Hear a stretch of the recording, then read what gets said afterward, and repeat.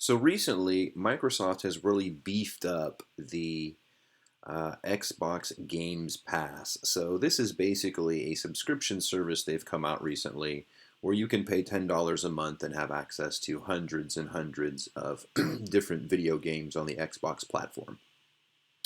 When I first experienced it and used it, I don't know, 6 months ago or something when I first got my Xbox One, it was a measly, paltry selection of very old games. The most current, coolest one I could find was Gears of War 4.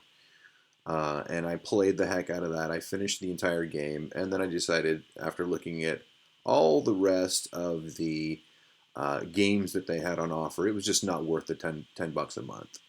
So what happened was, over time, they eventually started to add better games, and they recently bought Bethesda and added a bunch of Bethesda games in there. And I've even read in my research that Microsoft is putting um, games from the Switch and from PlayStation's platform onto this new service. It's not a streaming service because you have to download the games, but it is like a Netflix style a la carte where you go select what you want for just $10 a month, $15 if it's the ultimate package they have, but for the basics standard package, it starts at $10 a month. And it actually incorporates a lot of cool things now. Bethesda games, like I just mentioned, but they also have added access to EA Play, which is Electronic Arts, uh, basically a subscription service as well that's been bundled into the Game Pass now, which makes it even more valuable. What's interesting about this story here that I was reading on WeGotThisCovered.com is that MLB The Show, which has always been primarily a big PlayStation game exclusive to that platform, has now shown up on the Games Pass for Xbox. What this does is it makes the game basically playable for $10 on the Xbox platform as long as you subscribe. On the PlayStation platform, which is it's always been an exclusive, it is now $70.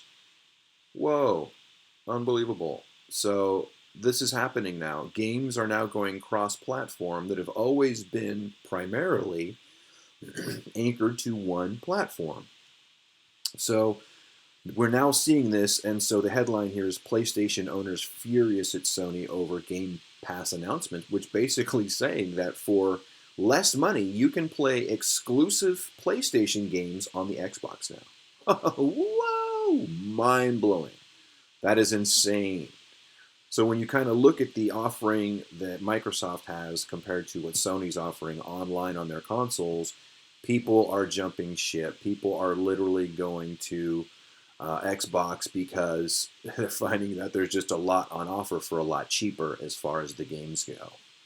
So yeah, there's probably a whole bunch of games that are really, really old and you're not very interested in on the Games Pass service, but they've recently been throwing a lot of more modern stuff and cool stuff on there, so it may very well be worth it. And the only thing that Sony can do is answer back, right?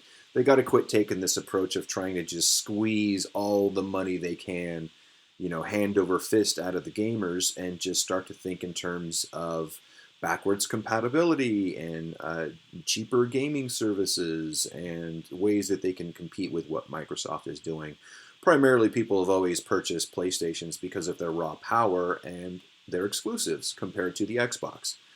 So now that Xbox is opening up all their previous games, their backwards compatibility, putting it all online in a store, if you will, with their Games Pass subscription, they're really making it simple for you to just open up an Xbox, log right in, go into the store, and just have access for a very cheap price to a lot of content, which I've not been into Sony for quite a few years because of these type of issues, but apparently PlayStation owners are furious over this recent development. So we'll keep watching and have more news later.